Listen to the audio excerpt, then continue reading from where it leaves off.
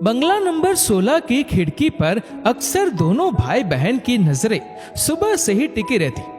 दरअसल बंगला नंबर 16 की खिड़की से अक्सर खाने की तरह तरह की चीजें गिरती रहती, जिस पर ये बच्चे जानवरों का मुंह लगने से पहले झपट पड़ते और बड़े चाव से खाते, क्योंकि सूखी रोटी के अलावा इन्हें कुछ मिलता ही नहीं था। ऐसे में स्वादिष्ट चीजों की आस में दोनों बच्चे हमेशा खिड़की पर टकटकी लगाए रहते। एक दिन सारिका ने देखा कि उसकी खिड़की के आसपास दो बच्चे बहुत देर से चहलकदमी कर रहे हैं, तो उसने थोड़ी ऊंची आवाज में पूछा, यहाँ क्या कर रहे हो?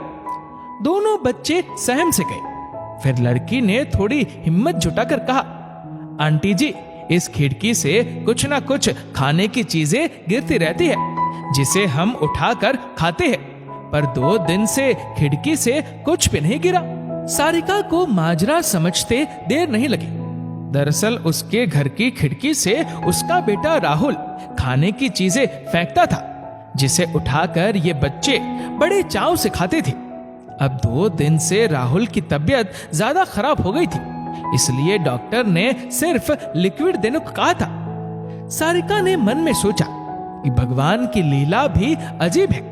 जिसे खाने के लिए भगवान ने सब कुछ दिया है, वो खा नहीं सकता, और जो खा सकता है उसे खाने के लाले पड़े हैं। फिर पता नहीं सारिका को क्या सूझा कि वह दोनों बच्चों को अपने घर ले आई और बैठाकर भर पेट खाना खिलाया। फिर बोली, बच्चों, तुम्हें नीचे गिरा हुआ खाना खाने की जरूरत नहीं है। जब भूख लगे यहाँ आ जाया करो।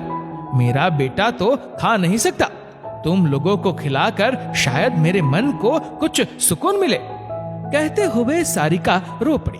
क्या हुआ आपके बेटे को आंटी? लड़के ने बड़ी मासूमियत से पूछा।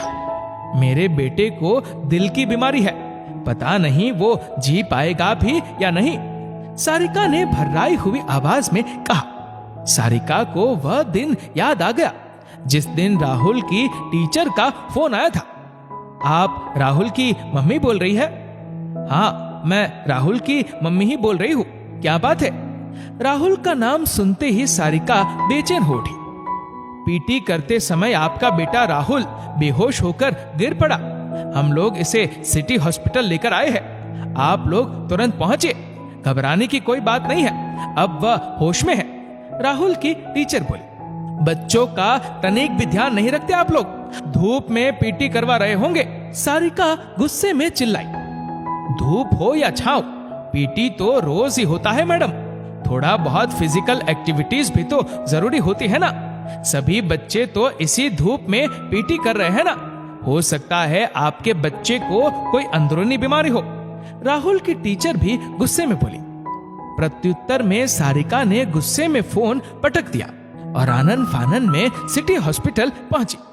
रास्ते में उसने अपने पति राकेश को भी सूचित कर दिया। राकेश भी भागा भागा हॉस्पिटल आया।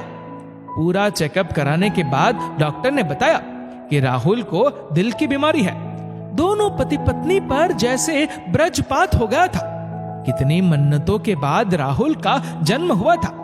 अपने इकलौते बेटे के खुद से दूर जाने की कल्पना मात्र से ही दोनों पति पत्नी सिहर गए। फिर शुरू हुआ एक हॉस्पिटल से दूसरे हॉस्पिटल का चक्कर। सबसे बड़े हार्ट स्पेशलिस्ट से राहुल का इलाज चल रहा है। ये सब सोचते हुए सारिका की आंखें भर आई। मत रो आंटी, आपका बेटा ठीक हो जाएगा। हम आपके बेटे के लिए भगवान से प्रार्थना करेंगे। बच्चे की आवाज से वह वर्तमान में लौट आई। बच्ची की आवाज में आत्मीयता की इतनी मिठास थी कि वह भावुक हो गई। अगले सप्ताह डॉक्टर ने राहुल के ऑपरेशन की तारीख दी थी। देखते ही देखते वो दिन भी आ गया। डॉक्टर ने पहले ही कह दिया कि केस बड़ा ही क्रिटिकल है। कोशिश करना हमारा काम है, बाकी तो सब ऊपर वाले के हाथ में है। सुबह 10 बजे से ऑपरेशन जो शुरू हुआ वो दोपहर 3 बजे जाकर खत्म हुआ। ऑपरेशन थिएटर से जैसे ही डॉक्टर साहब बाहर निकले, वैसे ही सभी ने उन्हें घेर लिया। चमत्कार हो गया, अब आपका बच्चा खतरे से बाहर है। 5-6 घंटे में होश आ जाएगा। डॉक्टर साहब मुस्कुराते हुए बोले। जो भी सुन रहा था वो आश्चर्य ही कर रहा था। ऐसे चमत्कार की आशा किसी को नहीं थी।